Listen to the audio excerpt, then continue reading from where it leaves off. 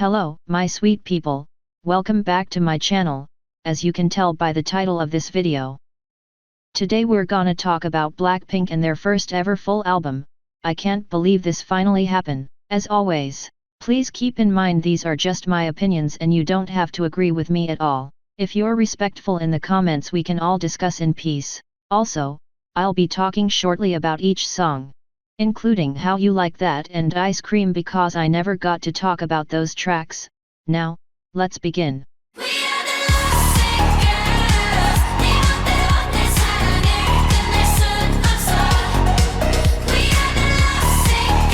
First of all, let's focus on the song.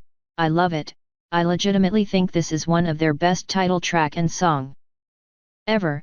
I can't express how immersed I was with it while watching the music video for the first time. It has a nostalgic feeling, but also sad and free at the same time. And somehow everything seems extremely well put together, which rarely happens with Blackpink.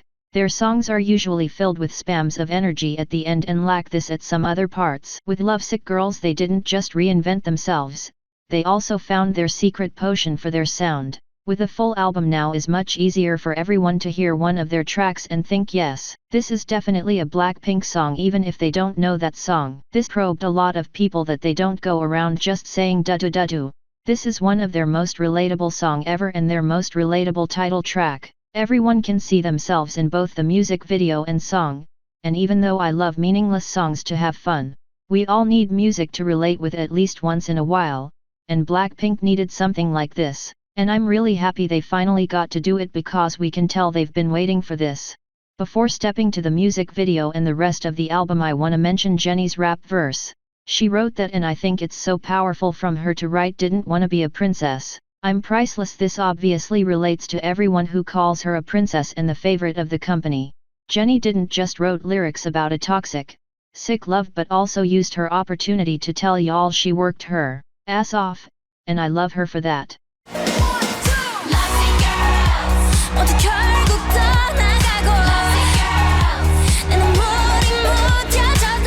If there's one thing that YG Entertainment does correctly, that's creating stunning music videos. The girls never disappoint, the whole opposite, they just excel themselves over and over again, and this music video is stunning, and it holds so many emotions that I want to separate the girls here because I realized each of them represent something different when it comes to toxic relationships and breakups. Starting with Jennie, it's pretty obvious she's meant to represent full anger, rage, and she's the most sick one. Her shots while fighting with her significant other are just screams from her while holding her head, a really physically obvious sign of pain, plus her rap verse literally saying "no doctor could help when I'm lovesick." I think she portrayed this perfectly. I was really surprised with the amount of emotions here. Continuing with Lisa.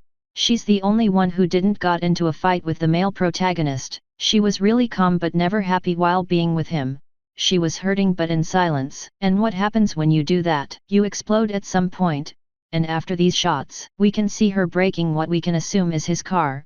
She would represent this quite suffer and then the revenge. Breaking his most important treasure the same way he broke her heart. Next, we have Jisoo. Besides what I was expecting, her shots were just by herself and I didn't got it the first time I watched the music video, but she's clearly there to represent the independence. Especially in her first scenes she's full of colors and flowers, creating the idea of being fine with everything. But then she's running away and I couldn't help but remember those movie scenes when the protagonist feels so lost and empty that they just run really fast to nowhere until they can't continue. And finally we have Jisoo under the rain, but it's clear that the water is way too high for use of rain. She's drowning with her emotions. She thought she was fine but the look in her eyes just show emptiness. How she needs this sick love to feel something. And lastly, we have Rose.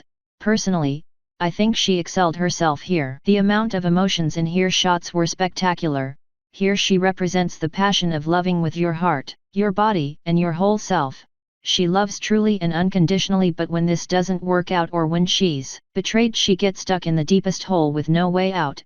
She breaks her guitar and threw a bucket of pain really aggressively, plus she's the only member crying and truly representing the sadness of a breakup, and she did perfectly. Showcasing this emotion, Rose makes me feel her pain thought a screen, and when she was crying I could hear her crying and screaming.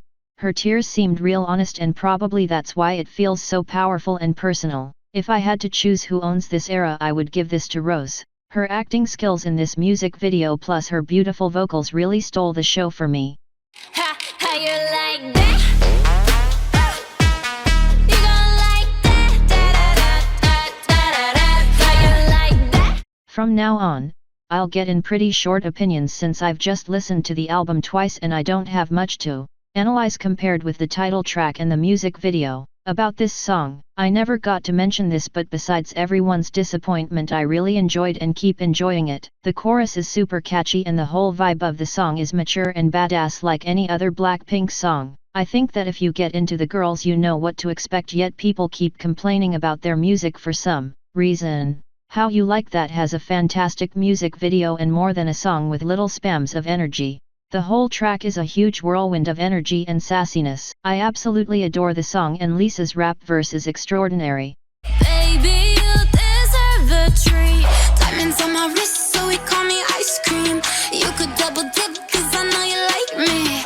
I was really excited for this one because Selena Gomez is literally my crush since I was a child. But just when I thought I had all the disappointments with Blink's hating on Selena just because they wanted a collaboration with Ariana instead, Lisa's rap verse showed up and I got petrified. I don't know who wrote those lyrics or why they thought it sounded good, but they did her dirty with it. Her worst rap by far. I don't even know how she managed to make it sound decent. But besides this incident of the music industry, the song is okay. I don't love it and I don't hate it either.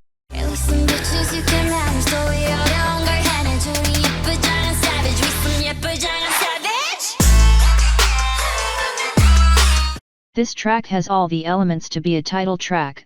I was really surprised with it and how this was just a B-side, and I have the feeling this is going to be their performed B-side. Pretty Savage is just a badass song that says we're the baddest bitches here and there's nothing you can do about it. And to be honest, I love this energy from them because they're that bitches, so yes, sing and rap about your success, about you being born skinny and shut everyone's mouth. Let's never forget that women can make music about whatever they want. Let's leave the double standards in the past. Men been doing this forever. In this house, if a woman wants to tell some truths, we shut our mouths and listen.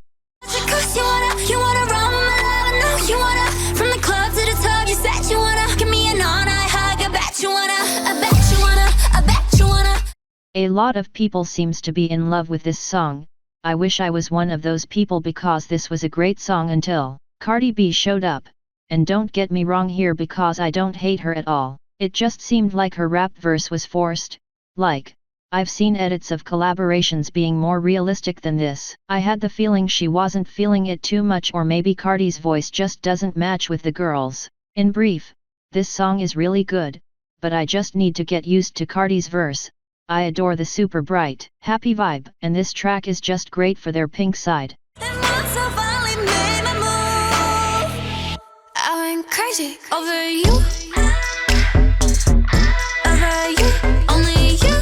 I really listened to this song twice and didn't realize it was a full English track. Anyway, I'm not the biggest fan of empty choruses, but I know this song would fit some of my moods and I'll feel myself while listening to it. It was a similar vibe to Pretty Savage, even though it sounds nothing like it. But I like this because it's a way to make the album more cohesive and understandable for the ears. And something I wanted to point out is that during the chorus Jennie's voice sounds a lot like Selena. This is just a random thought I had, and it doesn't affect my opinion of the song at all. You ain't worth my love if you only love to hate me. Love,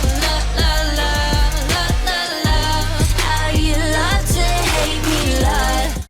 I'm embarrassed to say this at this point, but I didn't realize this was an English song either until I checked the lyrics, probably because I wasn't expecting this number of English tracks. But my opinion about Love to Hate Me is that someone needs to give this song an award just for how good it is. I love the lyrics and how it can match with the concept of toxic love, but it goes deeper than that and refers to all the haters and how they ain't worth to have the girls' attention, that they had enough and everyone just needs to relax because people seem to get offended even when they breathe. Anyway, stand and respect women for a good life.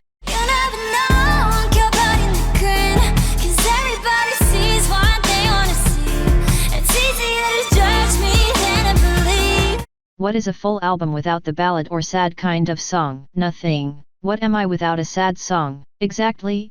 Nothing.